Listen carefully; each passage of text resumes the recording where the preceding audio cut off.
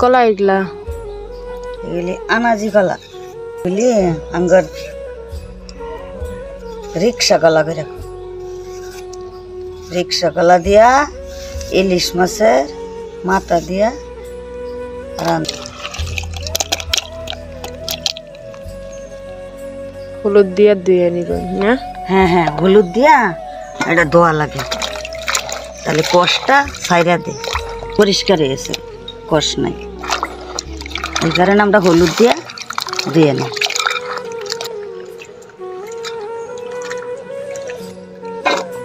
পরিষ্কার হয়েছে, জল জল পেস্টটা কেটে নিই।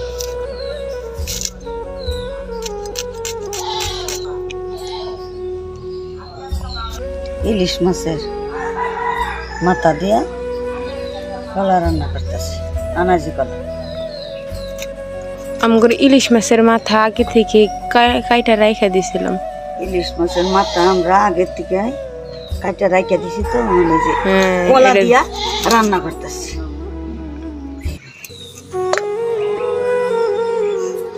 মাথাগুলো টুকরো টুকরো করে আমরা কেটে নিলাম। ইলিশ মাছের মাথা এই যে আমরা কাইটা নিছি, ওই দিয়ে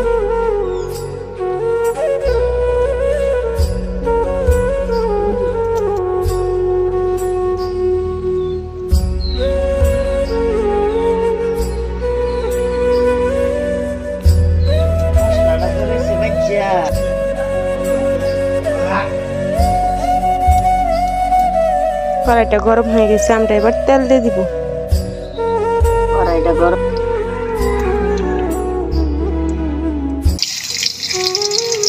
পেঁয়াজ গুলা দিয়ে নিলাম। একটা দিয়ে দিলাম,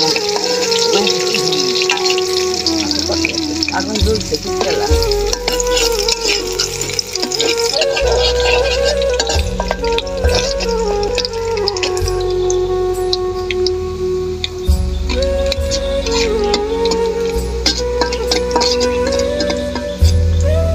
পানিটা হালকা দিয়ে এক চামচ হলুদের গুঁড়া, এক চামচ মরিচের গুঁড়া,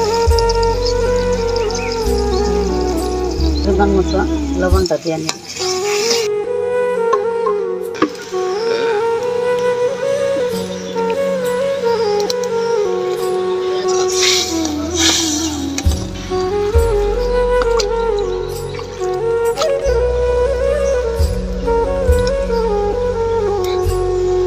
হ্যাঁ,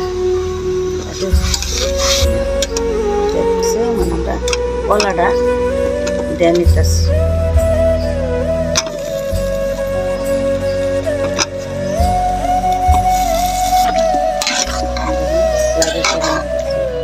এখন আমরা ডাইকে দিব। মাথা দিয়া কলা দিয়া ঝুল করে রান্না করছি, বুঝছি নি?